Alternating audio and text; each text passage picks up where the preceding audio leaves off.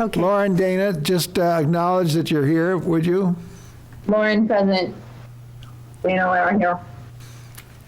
Okay, good. All right, and you have... And Emil. Emil's here. Where's Emil? Emil's gone. Emil? No, Dave's office here. I'm here. On the ground? Oh. And Rick Mitchell is here too. Ah, Rick Mitchell, okay. Okay. There's Emil. There he is. Okay. Super. We've got a good compliment. All right, everybody got their copy of the survey document? Yes. Yes, yes, yes, yes. Getting there, yes. All right. Part 1.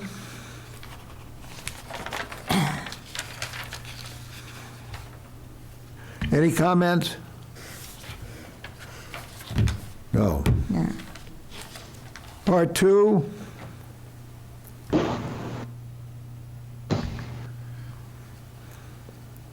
I've got a comment, part 2, number 3.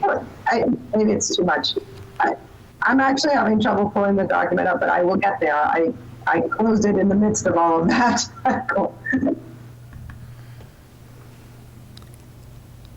No, read it again. What are you on?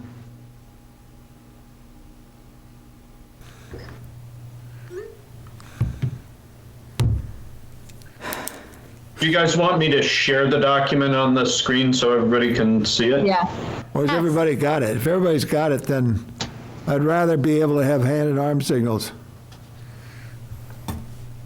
So you'll be able to see both yourselves and the document. You'll just have little bitty thumbnails of yourselves. That would be helpful. Okay. Okay. Let me do that.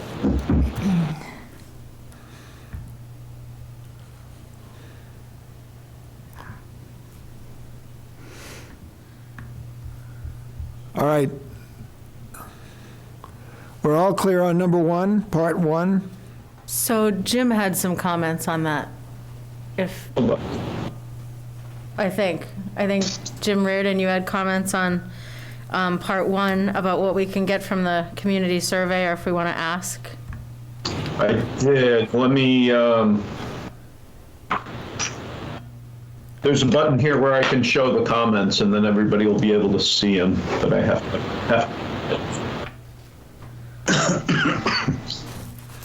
So your comments were kind of, do we need to ask these questions, or, I mean, I think it's kind of valuable to set the stage, and then the number 5, you said, is this too intrusive?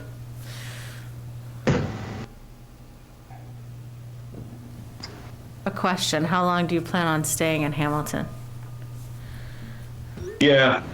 And my thinking with that was that, you know, to elaborate on that a little bit, was that asking, I guess it was twofold. Asking folks how long they plan to stay in Hamilton might be a little bit off-putting because it's asking them about their personal plans. And 2, I'm not sure that it gives you guys any information that you'll be able to really use. This is anonymous, though, Jim, My right? question So, would be, what you were hoping to get out of that question. So those of you that formed the question, what was your thoughts on it? I could take it or leave it personally, but.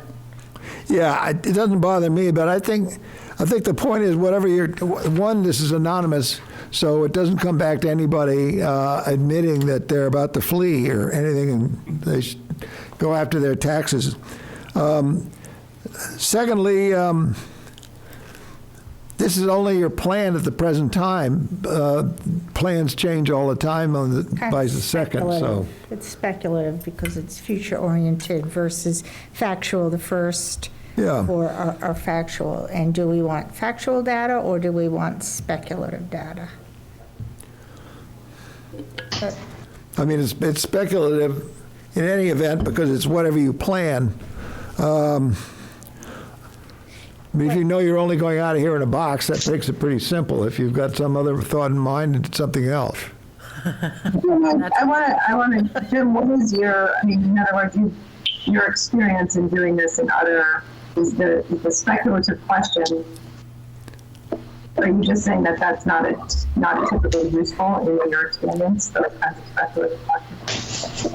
Yeah, so Dana, I've never asked a question like this before in a survey, so I don't have experience with this particular question. My thinking is that knowing how long individual people plan to stay in Hamilton, I just don't know how you'll use the data. It doesn't tell you anything about economics or whether they're happy in Hamilton or not, whether they like the open spaces or the schools. I mean, they may have plans to leave that have nothing to do with whether they like Hamilton or not. So maybe we should just take it out then. I mean, if. Yeah, and I'm wondering if now, because it's interesting, I didn't think of that when I read the question, but it's interesting that we get the data maybe in some other ways. We already kind of know people's, if you look at the data all together, you already know how old people are. So you have data about how old people are that live in Hamilton and how many years they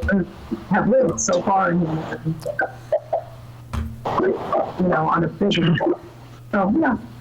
I'd vote to take it out, just because we're trying to keep this short, and we know people have a short attention span, and if it's not yielding valuable data, then take it away. Right, I agree. I think the only reason to keep it in here is to segregate how many people think they're going to be here as long as their children are in school and then they're leaving, and how many are planning to make this their home. That's the only thing I'm really looking for out of this. Yeah, but Do you want to put it as a, maybe and keep moving on and then Yeah. regroup? I mean, Jim just said he doesn't really see any value that he can think of for it. I mean, And I guess I don't want to get too deep in the philosophical, but I really want to question the assumption that someone who is living here is, because they want to educate their kids, doesn't consider this their home. I mean, that's, that is, you're correct that some people do plan on leaving after they educate their kids, but that doesn't mean that I don't want to make assumptions about, right. people's- I would agree, Dana. Yeah. So, I don't feel strongly one way or the other, but okay. So, All right. out? okay. Okay. Let's move. All right, Nobody move on. has made a. Take it out. argument. Yeah. Yeah, okay. Take it out. Okay, part 2. Did we want to look at any of these other comments or not, or do you guys, I don't want to belabor stuff, but I didn't know if you wanted to consider any of the other comments that were in part 1.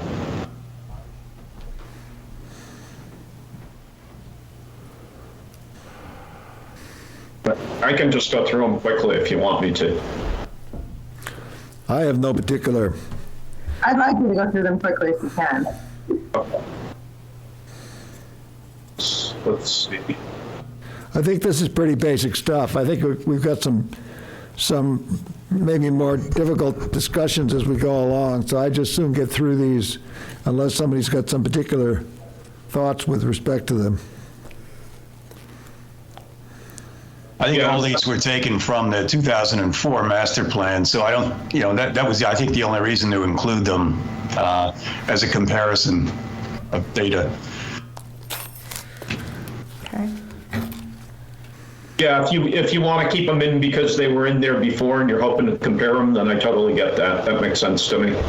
I like that. Generally speaking, I think things like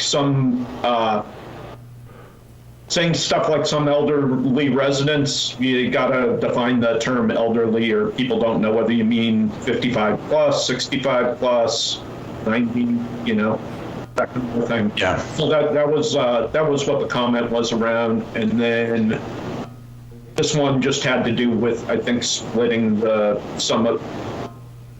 this question up because it seemed to be asking a couple of different things. Yeah. Which question are we talking about now? 4. And also, Yeah, we're back to part 1, okay. also, you can get this, so you guys know, you can get this data from census data information. So it'd be interesting, it might be interesting to compare it to your actual census data information just to see how representative the results are. Survey. I like that we're asking it to then inform how people answered the rest on the survey itself. Yeah. I agree we can get it, but we don't get it to then inform how they answered the below question. So I mean, we're not asking a lot of questions here. Yep. Elderly, I think we should put maybe in parentheses, like parentheses 65 plus Over 60 or over 60. whatever, it's over 60 plus, whatever. I don't care the number, but I only- 55 seems low. Yeah, I use that number only because that's what the COA considers people to be the age that people are eligible for their services. But if we want to put a different number, that's fine. But yeah, I would like to see a number because elderly can be anywhere from 60 to 90, right? Do you How want to about just over say 60 75? plus and cross out the word elderly? Do people not want to identify themselves as elderly? Yeah, yeah, Okay, so I- 60 plus in your household? yeah. Okay. I think that's a little more, it's a little more bounded in objectivity. How about over 75? No. Over 80? Well, then you could leave the word elderly on there. 60 plus, all right, here we go, move along. My battery's not going to last forever. All right, part 2. We've got 20 minutes left. No. Jim, I have a question for you on part 2. Is it informative to have the very category and then the basic category, very good, then good? Is that going to be helpful? Let's see, reminding myself of what the questions are here. How would you rate your overall quality of life? Yeah, I think it's helpful to have, you mean to differentiate between good and very good, right? Or, whatever the terminology is.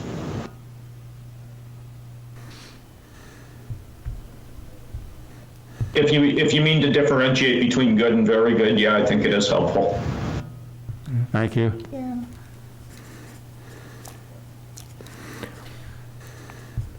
Yeah. Let's see here.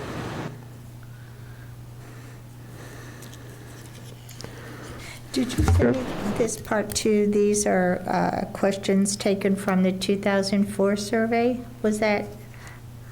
Yeah, that was the question, and I think it was Emil or maybe it was Rick who said that that's where they had come from. Okay, yeah, that's. Yeah, I do. On item number 3, what I would do is get rid of property investment. And I think Dana brought it up at the last meeting. What about schools? I don't know whether you want to include schools in lieu of property investment, item number 3. No, Oh, that's a good idea. Thank you for that, and I agree that no I problem. think that was. What's your name? But I'm sorry. Can you hear me? Kristen.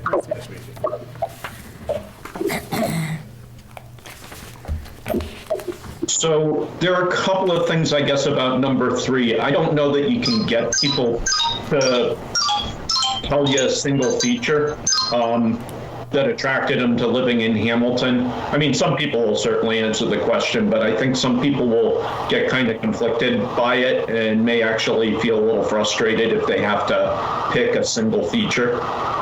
That's been my experience with these kind of questions before. If the question hems people in, they get annoyed with you. And another way to do it might be to have a list of features, kind of like you do here, but let them let them rate, like between 1 and 5 or something like that.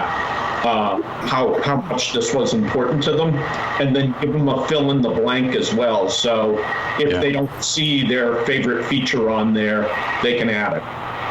I like that. I think that's a great idea. I think there should be more of that kind of survey question, especially when you're talking about the community character or land use. I think that's a very good way to do it. That's okay. I agree.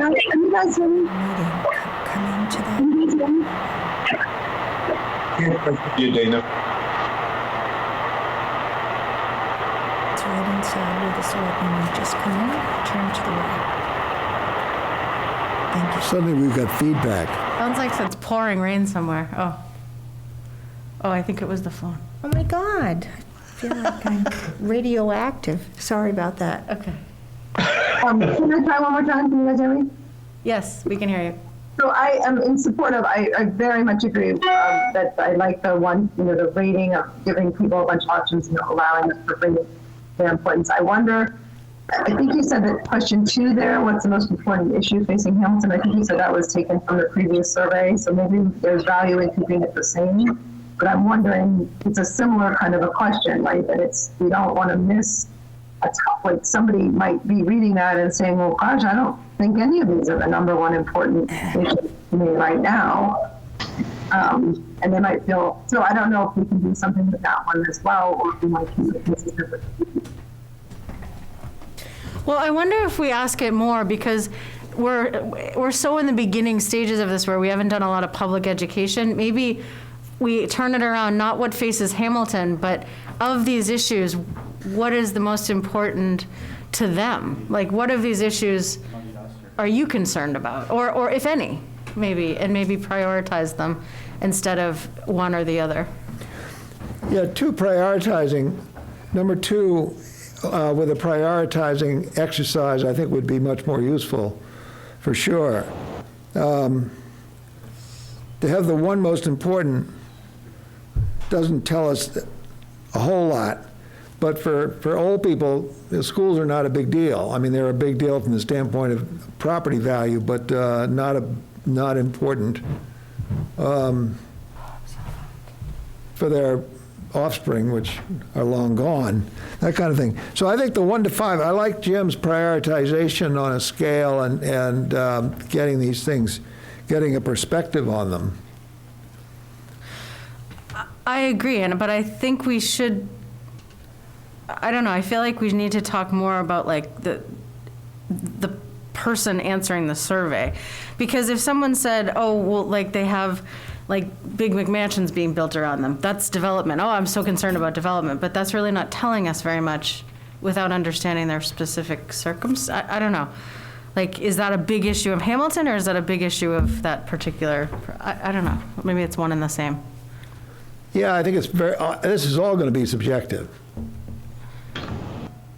I just feel like we haven't done a lot of public education about what issues just inherently exist, and then ask which of these is your, I don't know. I think what's missing to me in this particular section is, and this came from the 2004, and I think the idea was to track trends. Do people feel the same way 20 years later, I think was the idea. But because I think a lot of this can be dealt with further in the survey, a lot of these issues like open space and historic resources, all those. But the one thing I wonder about it, whether nowhere in here is there anything about key issues and concerns that people have. Like a sort of general one, like conservation topics or development topics, or even infrastructure topics. I think a lot of people would have opinions about a lot of those things, but I think we have to be careful what we're asking them, whether they really know the right answer, or not even say the right answer, but the one that would be most effective in a master plan. Well, one of the things I like. Go ahead, Dana. Well, I was going to say, it brings up. I have 2 questions. Two concerns. One, I agree with Kristen that I think we are really looking for what are people's personal, what is affecting them, what do they see, right? But I'm looking at these now, and I'm thinking about, any of these development. That could be your number one issue, and you could be completely pro-development, anti-development. It's too developed. It's not developed enough. Like, that is not a uniform group of people who say development is your number one concern. That's going to be all over the variety, right? Same with education or housing, right? You could think it could be, wanting more or less funding going to either of those things. So, Yeah, no, Dana, that's a really good point, because you could think there's too much funding going to education and not enough, and answer Right. the exact same way. correct. And same with development, right? Like in your example, if someone's concerned that the development next to their house is too big and they don't like it, they're going to say development's number one, but somebody else is going to say, you know what, we really need more development in town because I want, a stronger tax base that's not so residential based. So that's my number one. Those are completely different. Sides. I can't understand. Yeah. Difficult. I like what we're trying to get at, but I don't know if the question's phrased the same way. But Emil, did you guys look at the answers from the 2004, and were they useful?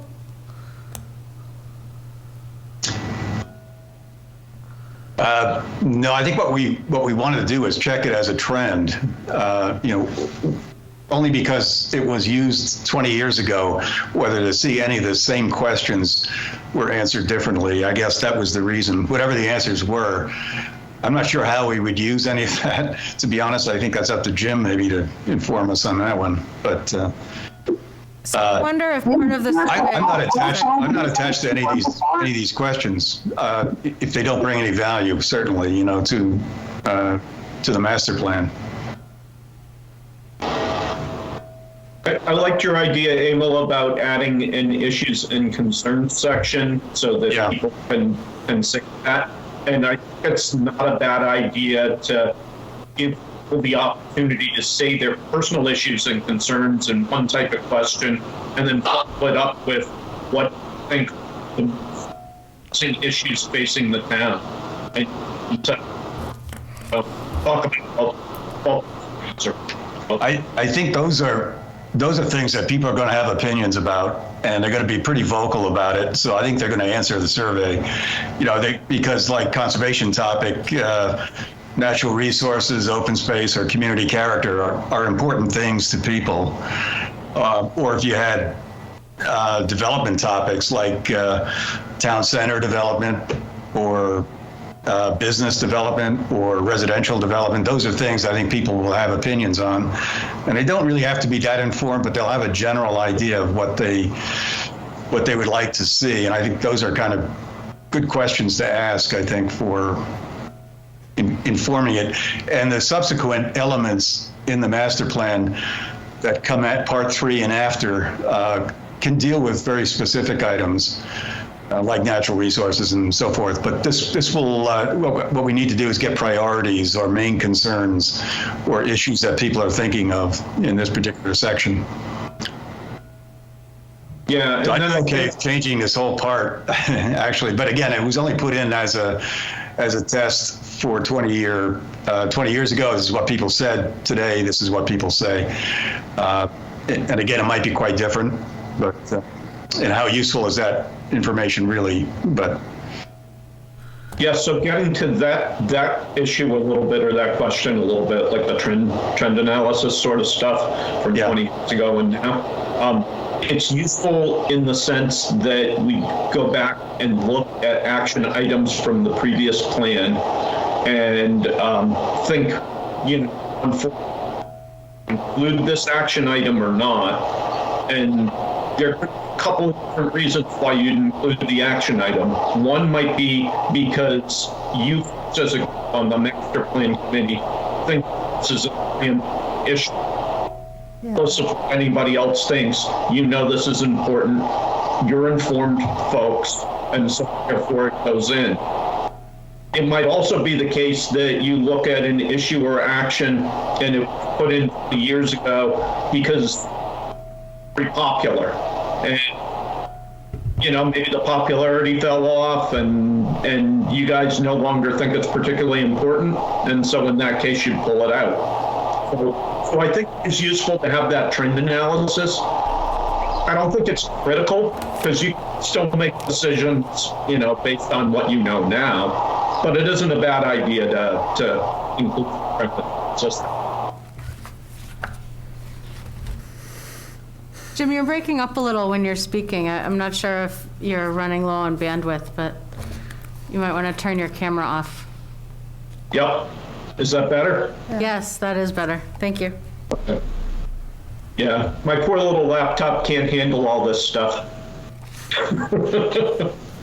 Jim, I had a nomenclature question for you. The word fiscal, we know what we mean. I think we mean the cost of residing here in Hamilton, but do you think fiscal is a proper term? Financial, just change. I would be more inclined to use the term financial as opposed to fiscal. I think it's hard for people to differentiate, even people who are knowledgeable, between fiscal and financial. Financial's more common. Okay, that sounds good to me.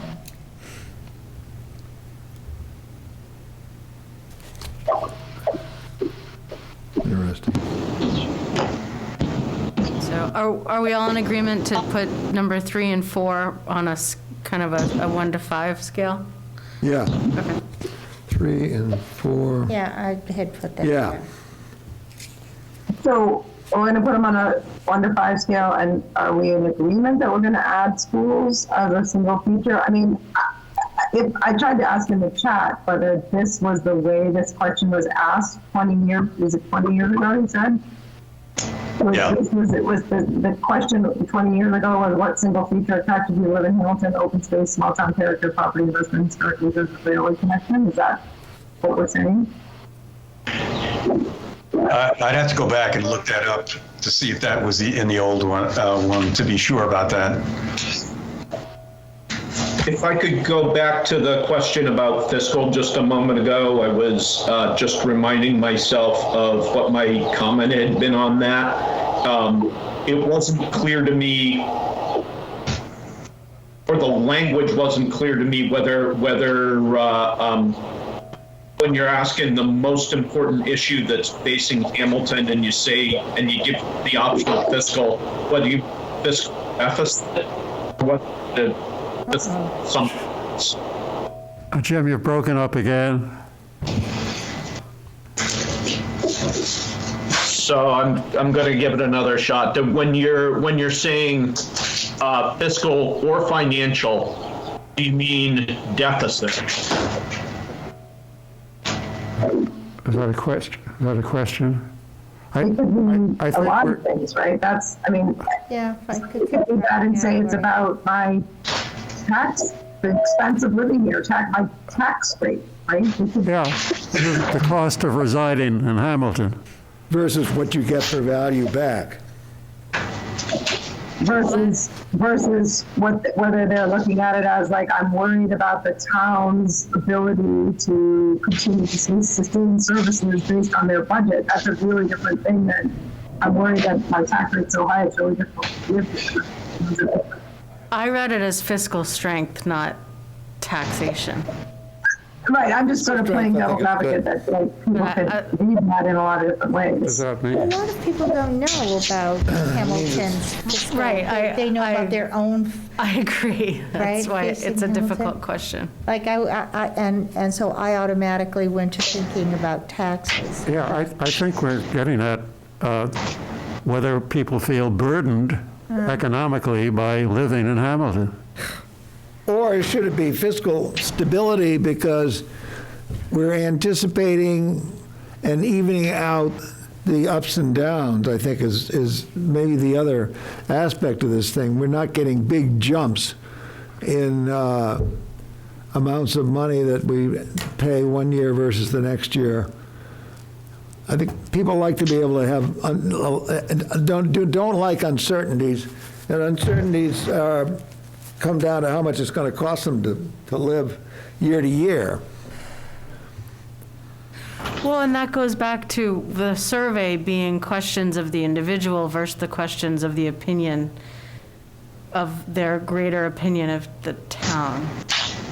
I Well, I don't think know. this is all subjective. I think Yeah. we have to assume that all of this really is just the person at the moment that they fill this thing in, that individual who is filling this thing and how they feel. I don't think number 4 is clear with the word fiscal if that's what you guys are looking for. So I think it just needs a little bit of work to get to that point. Jim had suggested financial as a substitute for fiscal. I'm not sure that does it either. But I would agree. I think you have to say, what aspect you mean by financials. So I added a comment based on, I think, what I was hearing from Jack about the town's financial stability. But I'm not sure if that's what, if there's consensus on that. I don't respectfully view it otherwise. I think we're after one's perception of the cost of being a citizen of Hamilton, i.e. taxes, etc. So Yeah, and So I might be inclined the to call cost service ratio? Well, it's a cost, yeah, it's a Cost of cost-benefit living. ratio. It's what it comes down to. I mean, it costs you X, but you feel that you're getting your value for that payment in public safety, schools, cleanliness of the streets, quality of the streets. It's going to be your whole view of living here.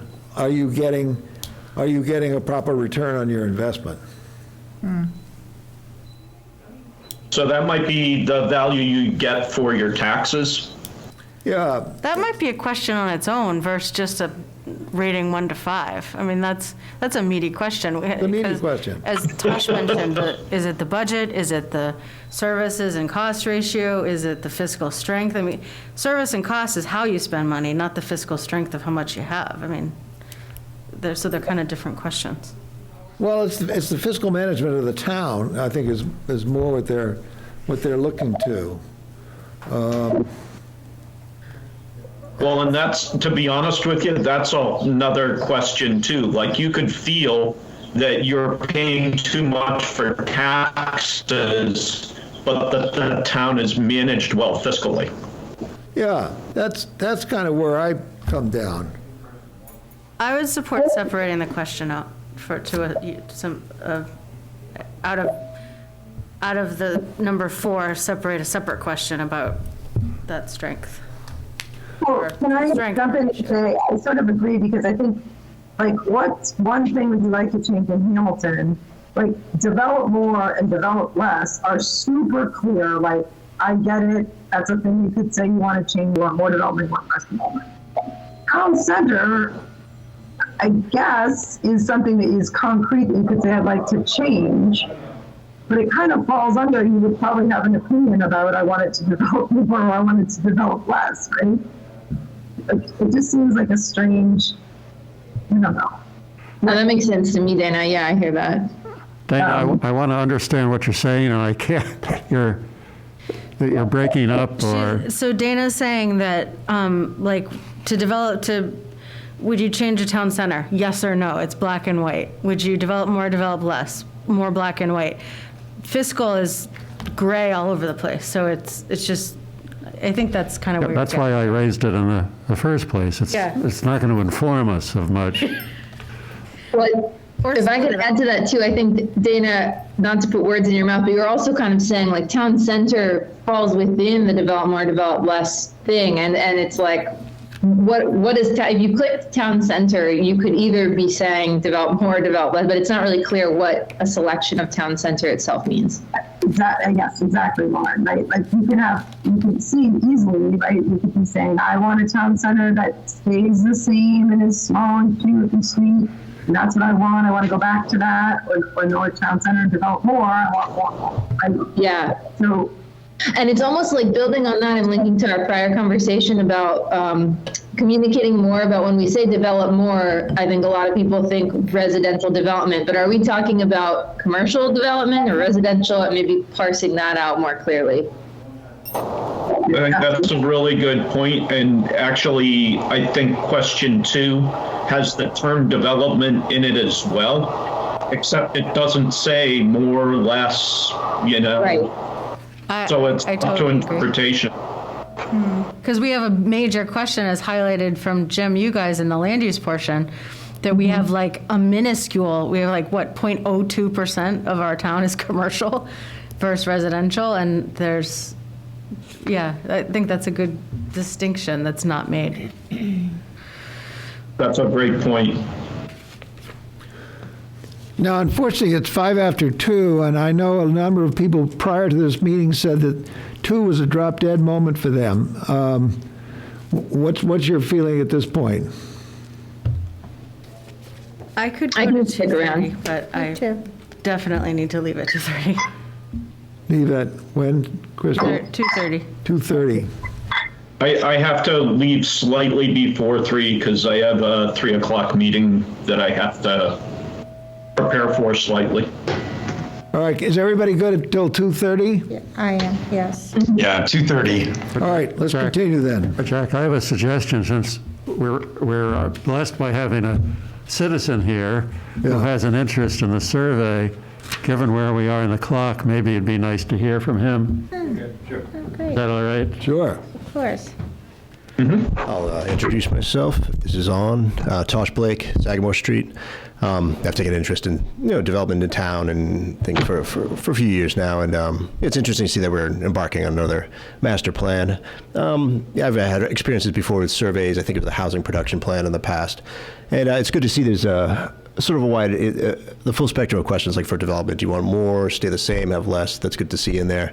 I think in other surveys in other towns I've seen, maybe like Plymouth, they'd also not just have a series of boxes to check and say it's important or not, the series of numbers, but have open-ended space somewhere in the survey, maybe at the end for an open-ended comment for whoever took that particular that particular survey course discreetly would say whatever they want, I guess, and then maybe they themselves could expand on whether it's taxes or anything like that, to them personally. And then I think you might get a better feel, at least amongst the people who answer the survey. Obviously, it's just a small subset. It's always going to be a small subset of people in the whole town.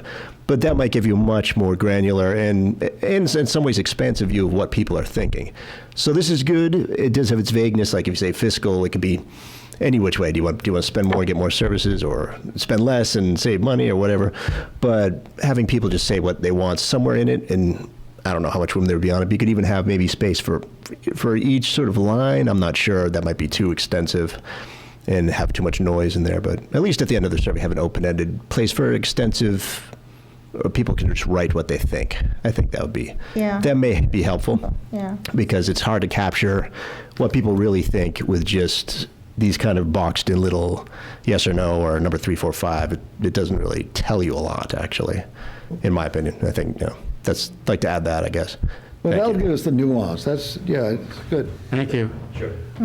Before we leave you, there are a number of vacancies in town committees.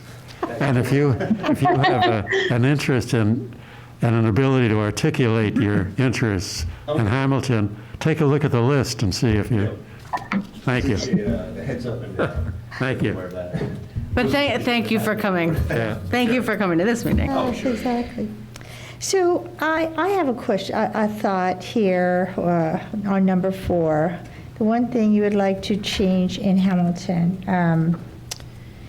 For town center, I remember in the 2016 town survey that an overwhelming majority of people thought that the town center should maintain its small town character.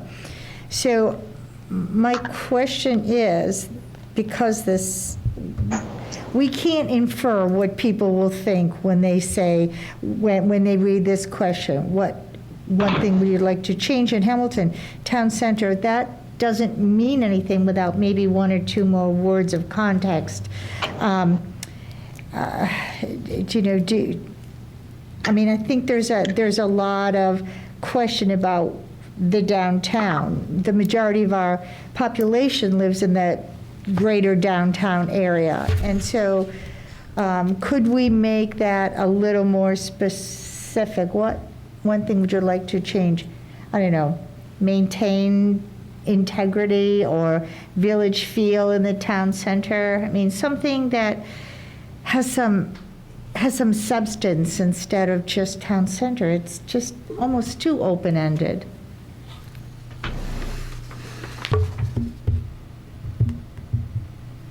I agree. I agree, and I actually agree with the speaker, the citizen who came to speak. I think all of these, I would love to see in action. Because I just think about one thing you'd like to see in Hamilton. I mean, there could be dozens of things that somebody sees as their number one thing. And so maybe a blank space, you could have a list and come up. Fill in the blank. Yeah. So. And like many people may not put anything, but those people who have ideas at least have a place to put those ideas, because otherwise we don't capture any of that. Right, exactly. And there's definitely people that are going to say, well, it's none of these things, it's something else that I'm very concerned about. Yeah, I think that gets back to the, I didn't catch his name, but the citizens comment. Gosh, yeah. Having a place where you can add, your own ideas.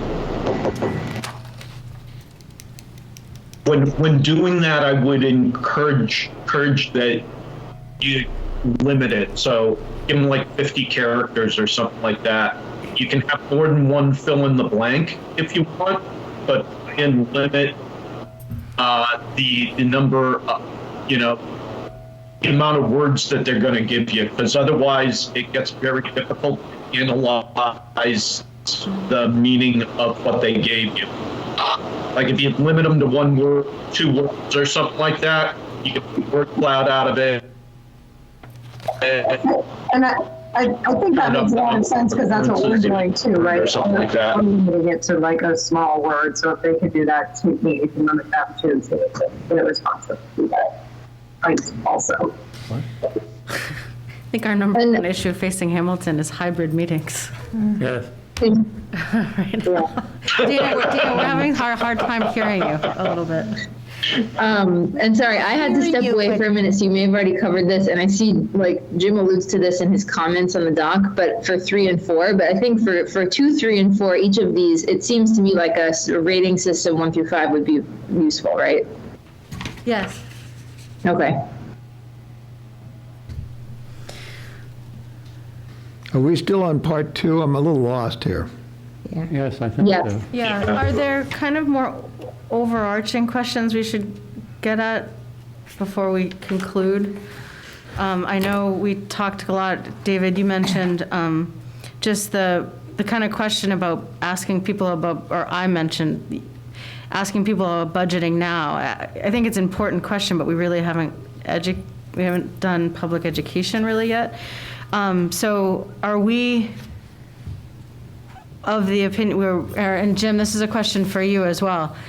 If we go through this survey process now, are we thinking of a single survey process or a follow-up after we've done public education as well?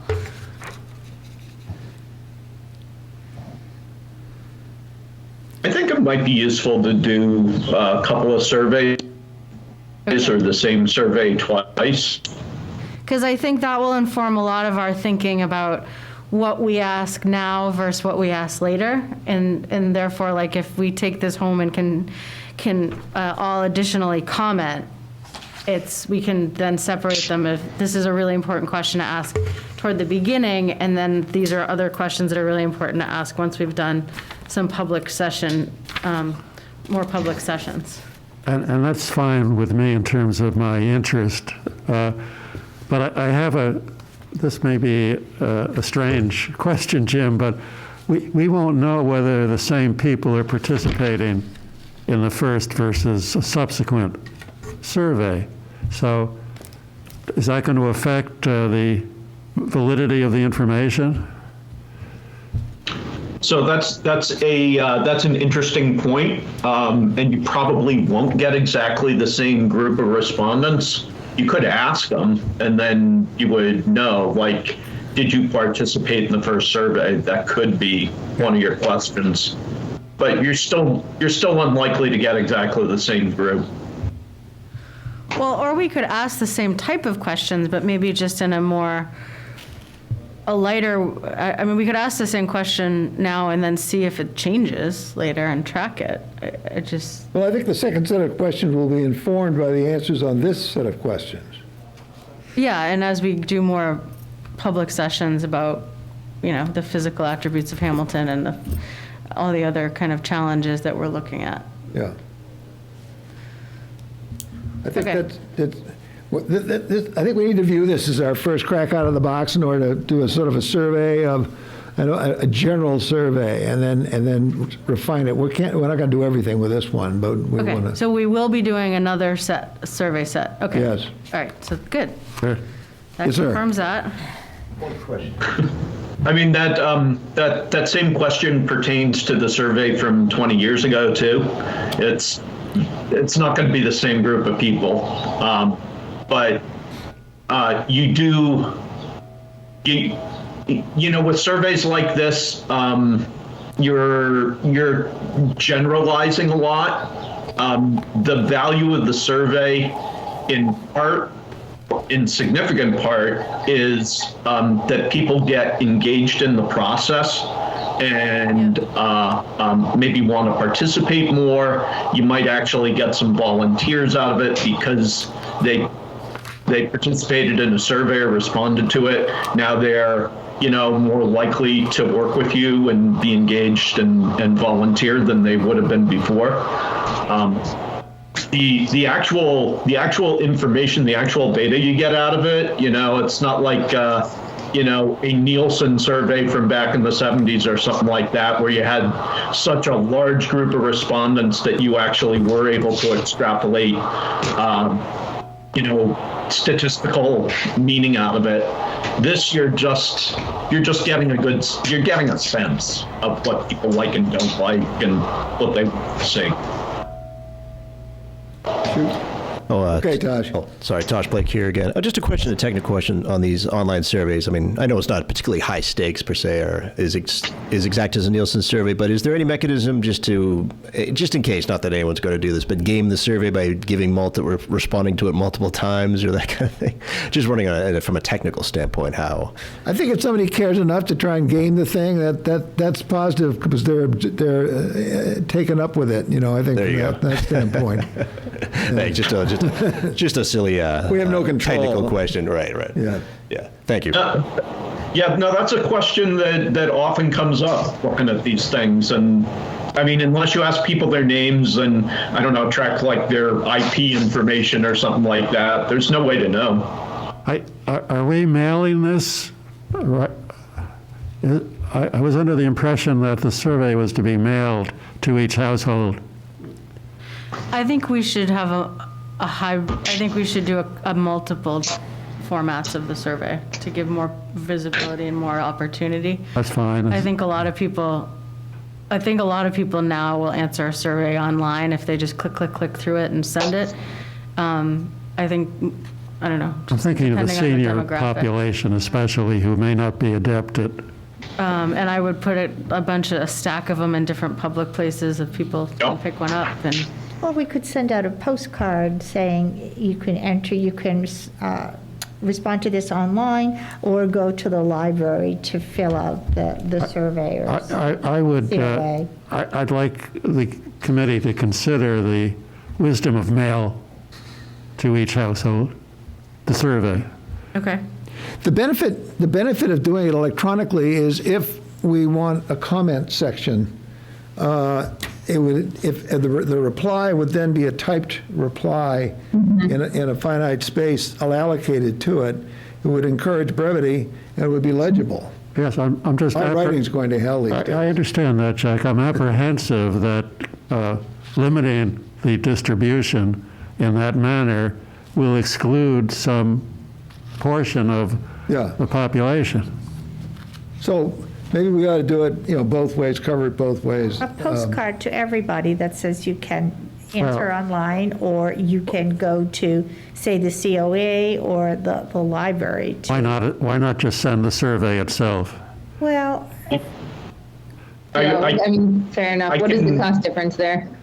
I can answer that a little bit because it's likely to be more than one page. Pages will get lost. it's People expensive to people won't return like a full survey. I think Rosie's idea of the postcard it might be more effective. And I'd add to that a QR code so that somebody who wants to with their cell phone can simply scan it and get to the survey.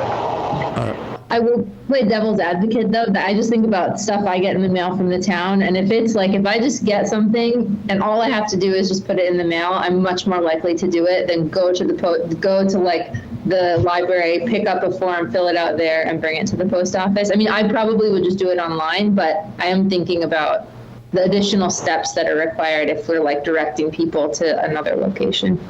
I'd really urge us to reconsider and do the mailing of the survey itself physically, as well as the electronic. Well, and I think if you send, I don't know if this is still true. I know it used to be true. If you send things to every house, like to resident, and it's not mailed to a person, then it's cheaper to mail. Yeah. It's just going out to every household, and the mail people don't have to track it and send it through. But I'm not sure. We'd have to understand what the post office, what that would entail. Yeah. I also thought at some point, wasn't there some talk of that we could send something in with the water bill? Yeah, we did talk about that, and we just needed to, Patrick was going to give us timelines as to when things went out. And Dana, if you have any insight of school stuff, when school stuff goes out, or you certainly would want to put links to it in the superintendent's letters and stuff. Yeah, absolutely. And that really is all going to be electronic. I mean, my bad range. That's in the superintendent's update or in the school, each school has a newsletter, we could do that kind of thing. I don't want to speak for the group. I don't see that we would be putting it in that text. Is that what you might think?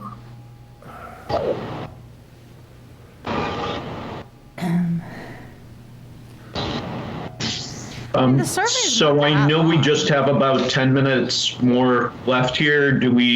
How do you guys want to use that time? Do you want to roll through additional questions and comments? Or are there more strategic things that you want to address? Where are we aiming on the calendar for the distribution of the survey? As soon as possible, I would think. I think we still have a lot of work to do on this survey. Yeah, I think we haven't. I mean, there's a big open hole here that we still need to fill. So, I think we need to maybe based. What do you want to try and do? Do you want to try and make up another draft, incorporating some of the ideas we had here, prioritization 1 through 5, things of that nature? Maybe Jim could take that on and distribute it. Jay? I'd like to know if anyone has any like red flag issues with any of the other, like just not one by one, but just any questions that people really have an issue with that we should be looking at. I'm concerned about part 4, open space, question 2. I think our current bylaws require, I believe it's 50% open space. And I think we should stick with that in this survey or just use something that's a general term and say provide a minimum, provide substantial, retain substantial open space. I don't think we should put something so didactic there. I think it should be a more general term or comport with our current zoning bylaw. I agree that it should be more general. The word large, what does that mean? And 30%, why that number? Right. Yeah. I don't know if people understand it enough to answer in a way that's useful to us. Yeah, okay. Require large or new development to maintain significant open space. Something. If it's over 20 acres, should it be what percentage? Well, no. This is just a general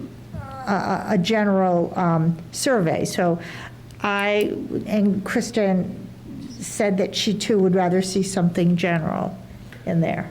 Well, I Just thinking mean, defining large, if we got a sort of a basic definition of large as being in excess of what, 10 acres, 20 acres, Oh, 30 well, acres? why don't we just take that out, require new developments to retain I don't know, I just think substantial it open depends on what it's space. next to. I mean, if you're looking at a tiny parcel surrounded by open space, does the tiny parcel also have to have opens? Well, I mean, that I know would- you're saying quote large, but Right. Oh. what's the issue? What's the issue? That I don't think we should pigeonhole a particular percentage. And I mean. Oh, no, I agree with what you're saying. I'm just, Okay. what's the issue you're trying to get at with the question? Large, oh. What's the question trying to get at Um, from the survey creators? Well, I can give you my take, but it wasn't my question, right? Are you saying that you want cluster housing with some open space left? That's what that's saying to me. Maybe somebody else has a different take on it. This may have been repetitive of the prior survey. Yeah, I think, yeah. Well, and again, to Dana or Lauren's point, you're talking about commercial or residential. Are you talking about that we want to not do traditional subdivisions and we should do cluster subdivisions? Or are we talking about commercial development should also include open space? I think it's just a general open space question. That's what it reads like to me. Well, our great estates bylaw has percentages in it, and I'm thinking it's 40%, but I can't really, I can't Some recall. are 50, some are 40. Yeah, I mean, that's a totally defective bylaw, but it does spell out some of the general Well, that's things that what we're I'm aiming saying. at. So I don't want something in here, and I think we're in agreement on that. We don't want something in here that does not comport with our bylaws. I think that some of the questions now, when we talk about large, what are we talking about? How large? And are we talking commercial or are we talking residential? You know, the reality is we don't really have any commercial space. We don't have any zoning for it, really, that would fall under this category. So by default, I think you're talking at present. Well, maybe we have a mixed use, actually, for some of the OSFPD. Yeah. But, yeah, maybe we could just simplify it because it's talking, I think it's a general question about open space. It doesn't have to be too specific, I think. Yeah, I'm not sure that a member of the public would have any idea what the right number is. So I think that's right not to have a specific number. And again, this is looking to the future where there could be things that are not even perceived right now going on in development. Again, this was to address what is the appeal for more open space or open space as part of the design of most any kind of project, because I think there's a role for it in most projects. So I agree this should be changed, this particular one. Yeah. So I was wondering, because the arbitrariness of 30% bothered me, and the specificity of how this question implies that you're going to be getting open space also bothered me a bit. I'm wondering whether you want a broader question along the lines of, do you want more open space in town? Or maybe even, would you prefer more open space or more development? Or maybe another way to do it, would you like more open space in town and let people rate that, and then let them rate their interest in more development? Yeah, the way it was worded in 2004, it said require that large new developments include a percentage of permanent open space. And then one of the members of the committee added this, changed it to add the 30%. But the original question was a little bit different. It did not have a percentage. I like that question. It's pretty broad. Yeah, I mean, one thought I have to rephrase and make it more general is like, are we really just asking people, do we want to prioritize the preservation of open space and requirements for new development? Well, Lauren, I'm sorry, can you repeat that? That's okay. Yeah, I mean, a thought of a potential rephrase would be, do we want to prioritize the preservation of open space in requirements for new development? Yes? I like that question. Yeah. Yeah. That sounds Better good. than the one here, because in the original survey, require that large new developments include a percentage of permanent open space. The respondents, 90% said yes, but what does that mean? Like, then how did we get to the 30%? I don't know, I just... So in the minute remaining, Jim, I have a question for you. Given your apparent background in psychology, are we overdoing this? Are we nitpicking where we need not? Is there some way to expedite this? That is, are we paying more attention to minutia than we should? So I guess I'd answer yes and no, and I know that's not very clear. The yes part of that is that the questions need to be phrased in a way that people can answer them and understand what their answer meant and what the question meant, and that you can gather data from it. So from that perspective, getting into the details of this is important and valuable, because you don't want to confuse people with the survey. Is there some way then to expedite this product as it's evolving so that at our next session we're able to make better use of our time? Can you submit, if Jack, if you're okay with this, if the committee's okay with it, can you do a redraft of this entire document? I could do that. If you guys, yeah, sure.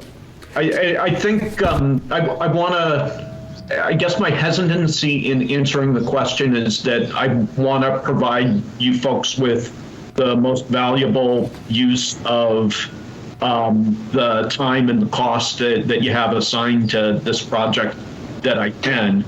And I want to help you get a survey that works for you, because I think it is a useful tool. But I do, and I think in part this is what your question is asking, I want to be careful with the way we go about this so that we're not expending more time on it than is valuable. Right. Because you said earlier that one of the primary purposes of this is to get public engagement. Yep. So I wonder if that will be achieved by the survey itself, regardless of how we come down on these various specific points. So I thought maybe there was a way to expedite this. Yeah, with that in mind, I can take a shot at redrafting it if you guys would like me to do that. So I'll Jack, Kristen. I think it's worthwhile. I think one rule that I would like and put on top of this is to eliminate in every case the idea of doing a better job of. Yes. In other words, either It assumes either it's doing going a to terrible job I would now. say prioritize or something like that. Yes. I mean, the better job stuff, Yeah. to my way of thinking, is a complete waste of words.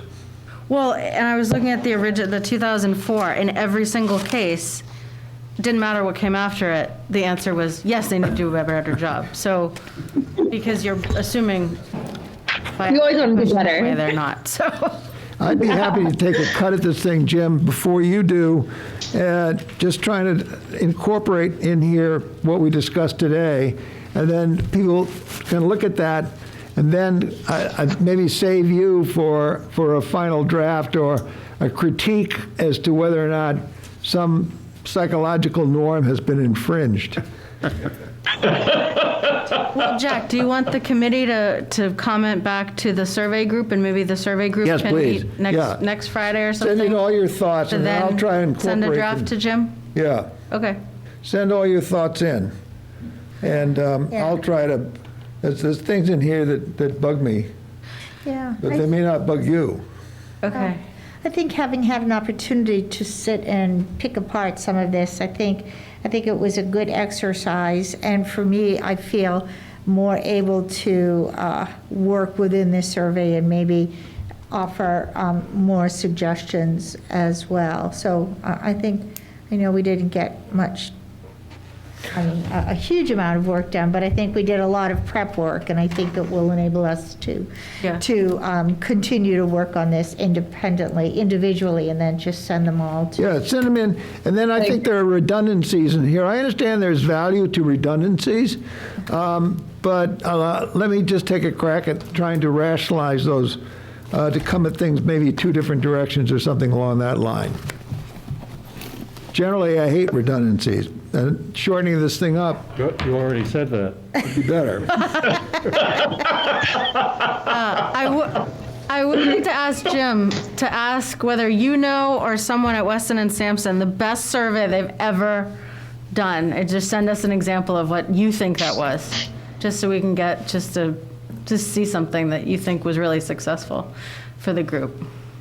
I'm trying to think if we have one for a master plan. I don't know if it's the best survey that was ever done. I don't want to imply that, but I did do one recently for the town of Cohasset for corridor redevelopment that they were doing. I think it came out pretty well. Yeah, that's fine. I mean, just something that asked questions that was succinct and useful, and the answers were useful. I mean, that's the goal. So if you feel like you have something that worked well, if you could send it around for an example to think about as we comment on this, that'd help. Tickle the muse. Yeah. Yep. All right, and so I'll do that, and then for now, it sounds like I should be waiting to hear back from Jack once you folks have had a chance to get comments to him, and he's sort of had a opportunity to aggregate them, I guess. Okay, that's We should put a good. deadline, though, because No, it's got to be done.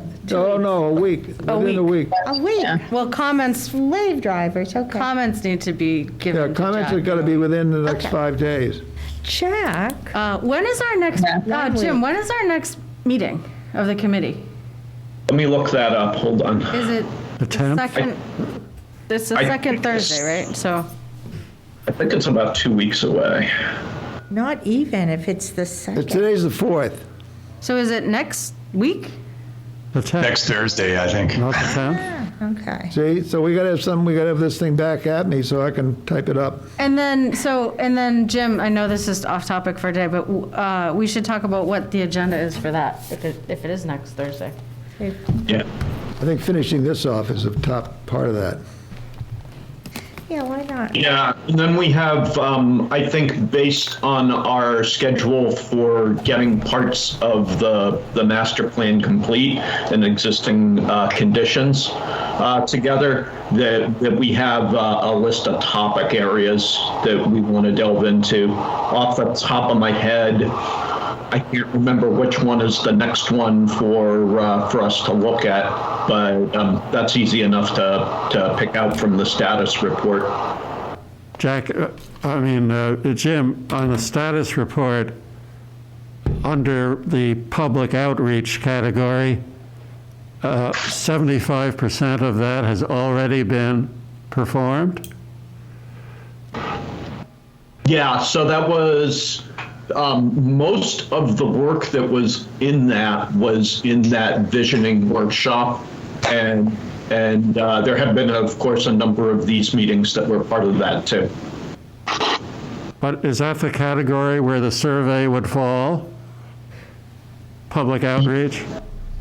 Yeah, I guess it would. It was not clear to me, and you'll have to forgive me. I was not involved in putting together the scope of work.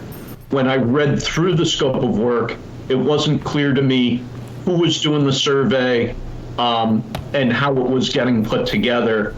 My understanding from previous meetings that I've been at was that you folks were putting the survey together. And so therefore, even though that is a public outreach task, it wasn't really part of our scope. Well, that's got to be considered by the committee. If we have 25% of that category remaining, Well, right, and I'm really worried about the website, because the website, I assume, was a lot of the public outreach, or the public outreach portal. And the website right now, as you guys sent it, was kind of like still not totally ready for prime time, which is, we're kind of too, I don't know, I'm really worried about the where people find us kind of place. And I do think that needs to be squared away sooner than later. Yeah. So where we find stuff, but then where does the public find stuff to learn more about what we're doing is So critical. Perhaps we ought to use Patrick as a vehicle to Yeah. explore this. Yeah, I would definitely do that, but We'll go with that. Tosh found us, but, you know. I Yeah. know, Okay, and the next meeting should be in person here. yes. Yes. Anybody object to that?